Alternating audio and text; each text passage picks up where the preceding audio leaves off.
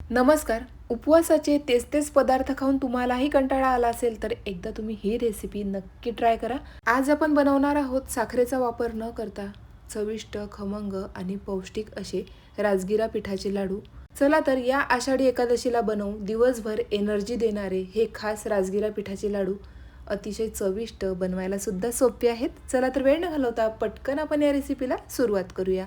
सर्वात आधी आपल्याला राजगिरा पीठ लागणार आहे. तर इथं मी केप्रचं पीठ घेतलेलं आहे. हे 200 ग्राम पिठाचं पॅकेट आहे. तर मला फक्त 100 ग्राम म्हणजे 1 वाटी राजगिरा पीठ लागणार आहे. 1 वाटी राजगिरा पिठासाठी काय काय साहित्य लागणार आहे ते बघूया. 1 वाटी किसलेलं सुकं खोबरं, अर्धी वाटी मखाना, 10 ते 12 काजू, 10 ते 12 बदाम, त्यानंतर इथं मी मनुका सुद्धा घेतलेले आहेत. त्यानंतर 1 वाटी आपल्याला गुळाची पावडर लागणार आहे. तुम्ही किसलेला गुळ सुद्धा घेऊ शकता. त्यानंतर 4 ते 5 टेबलस्पून आपल्याला तूप लागणार आहे. तूप इतकं लागणार नाही, शेवटी सांगेल की मला किती तूप लागलेलं आहे. घेतलेल्या सर्व साहित्याची लिस्ट मी डिस्क्रिप्शन बॉक्समध्ये दिलेली आहे, तर टेन्शन घेऊ नका. सर्वात आधी आपल्याला व्यवस्थित रेसिपीकडे लक्ष द्यायचं आहे. त्यानंतर इथं मी गार्निशिंगसाठी पिस्ता सुद्धा घेतलेला आहे. टोटली ऑप्शनल आहे. त्यानंतर गार्निशिंगसाठी इथे मी पिस्ता घेतलेला आहे. टोटली ऑप्शनल आहे, स्किप सुद्धा करू शकता. गॅस ऑन करूया. त्यानंतर 2 ते 3 चमचे आपल्याला कढईमध्ये तूप घालायचं आहे. गॅसची फ्लेम मिडियमच ठेवायची आहे. तूप व्यवस्थित गरम झालेलं आहे. थोडंसं तूप मी साईडला काढून ठेवते. आता इथे मी काजू आणि बदामचे काप करून घेतले. तूप गरम झाल्यानंतर आपल्याला 3 ते 4 मिनिट मीडियम फ्लेमवर काजू आणि बदाम व्यवस्थित परतून घ्यायचे आहेत. जोपर्यंत मस्त गोल्डन रंग येत नाही तोपर्यंत.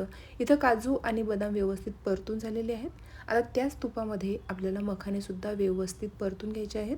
इथे आपण घेतलेलं सर्व साहित्य व्यवस्थित तुपामध्ये परतून घेणार आहोत. त्यामुळे चव आणि लाडू जास्त दिवस टिकायला मदत होते. आता गॅसची फ्लेम आपल्याला लो ठेवायची आहे आणि लो फ्लेमवर आपण इथं राजगिऱ्याचं पीठ व्यवस्थित भाजून घेणार आहोत. आता मात्र पीठ मंद आचेवर आपल्याला व्यवस्थित भाजायचं आहे, जेणेकरून लाडूला खमंग चव येईल आणि पीठ कच्चं राहणार नाही. 2 चमचे तूप घालायचं आहे आणि सतत व्यवस्थित मिक्स करत आपल्याला पीठ व्यवस्थित भाजून घ्यायचं आहे, जोपर्यंत खमंग वास येत नाही आणि पीठ हलकंसं ब्राऊन रंगाचं होत नाही तोपर्यंत. बऱ्याचदा आपण लाडू बनवताना घाई करतो आणि पाहिजे तशी चव त्या लाडूला येत नाही, कारण आपण पीठ व्यवस्थित भाजत नाही. राजगिरा पीठ भाजत आलं की मस्त खमंग वास येतो आणि हलकासा ब्राऊन रंग आपल्या पिठाला आलेला आहे. आता यामध्ये आपण किसलेलं सुकं खोबरं व्यवस्थित भाजून घेऊया. सुकं खोबरं वेगळं भाजायची अजिबात गरज नाही. पीठ गरम असल्यामुळे आपण पिठामध्येच सुकं खोबरं व्यवस्थित भाजून घेणार आहोत. 1 वाटी सुकं खोबरं आपण किसून घेतलेलं आहे. पुन्हा मी 1 ते 2 चमचे तूप घातलेलं आहे. त्यानंतर गॅस मी बंद केला. आता यामध्ये आपल्याला भाजलेला सुकामेवा आणि मखाने घालायचे आहेत. तर सुकामेवा मी थोडासा बाजूला काढणार आहे. लाडू बनवताना आपल्याला लागणार आहे, जेव्हा आपण लाडू खातो आणि दाताखाली मस्त क्रंची असे सुकामेवा येतात, तेव्हा ते अतिशय चविष्ट लागतात आणि खायलासुद्धा मज्जा येते. आता यामध्ये मी थोडासा मनुका आणि 4 ते 5 इथं मी खजूर बी काढून घातलेले आहे. खजूर घातल्यामुळे हे लाडू अतिशय चविष्ट बनून तयार होतात. त्यानंतर आपण 1 वाटी गूळ पावडर घेतली होती, मात्र मी 2 टेबलस्पून गूळ पावडर शिल्लक ठेवलेली आहे. फक्त यामध्ये मी 4 टेबलस्पून म्हणजेच 4 मोठे चमचे गूळ पावडर घातलेली आहे.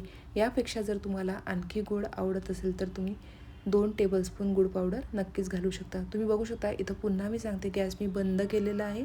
आता हे मिश्रण हलकंसं आपल्याला कोमट होऊ द्यायचं आहे. त्यानंतर आपण मिक्सरमध्ये व्यवस्थित मिश्रण बारीक करून घेऊया. बाइंडिंग छान येतं आणि आपण घातलेलं सर्व साहित्य एकजीव होतं. एकसारखी चव मात्र आपल्या लाडूंना येते, त्यामुळे मिक्सरमध्ये काढणं गरजेचं आहे. तुम्ही बघू शकता इथं मी मिक्सरला पल्स मोडवर म्हणजेच मिक्सर चालू बंद करत हे मिश्रण एकजीव करून घेतलेलं आहे, म्हणजेच फिरवून घेतलेलं आहे. अगदी बारीक पण नाही आणि अगदी जाड पण नाही, मस्त रवाळ असं आपल्याला हे मिश्रण मिक्सरमध्ये फिरवून घ्यायचं आहे. तुम्ही बघू शकता या लाडूमध्ये गूळ, खजूर आणि सुकामेवा आहे, त्यामुळे ते आरोग्यासाठी अतिशय फायदेशीर आहे. राजगिरा कॅल्शियमचा उत्तम स्रोत आहे. शिवाय आपण बिना साखरेचे हे लाडू बनवत आहोत, तर आपण साखरेऐवजी खजूर आणि गुळाचा वापर केलेला आहे. गूळ आणि खजूरमध्ये नैसर्गिक गोडवा मिळतो आणि लोहाचं प्रमाण वाढतं, त्यामुळे हे लाडू अतिशय पौष्टिक आहे. त्यानंतर सुरुवातीला आपण ड्रायफ्रूट्स काढून घेतले होते, ते सुद्धा आपल्याला या मिश्रणामध्ये घालायचे आहे. 2 चमचे मी पुन्हा यामध्ये तूप घातलं. 1 टेबलस्पून म्हणजेच 1 मोठा चमचा तूप शिल्लक आहे. बरोबर 4 मोठे चमचे 4 टेबलस्पून आपल्याला तूप लागलेलं आहे. सर्व साहित्य व्यवस्थित एकजीव करून घ्यायचं आहे. आता सर्वात महत्त्वाचं, हे लाडू आपण बिना पाकाचे बनवत आहोत तर बाइंडिंग येणं तितकंच महत्त्वाचं आहे. टेन्शन घेऊ नका, रिझल्ट तुमच्या समोर आहे. आपण मिक्सरला हे मिश्रण फिरवून घेतलं त्यामुळे बाइंडिंग अगदी परफेक्ट आलेलं आहे. इथं मी पिस्त्याचे काप घेतलेले आहे. आता लाडू एकसारखे येण्यासाठी इथे मी घरातील पळी घेतलेली आहे. सुरुवातीला आपल्याला पिस्त्याचे काप, त्यानंतर लाडूचं मिश्रण घालायचं आहे. घरातील तुम्ही कोणतीही वाटी घेऊ शकता.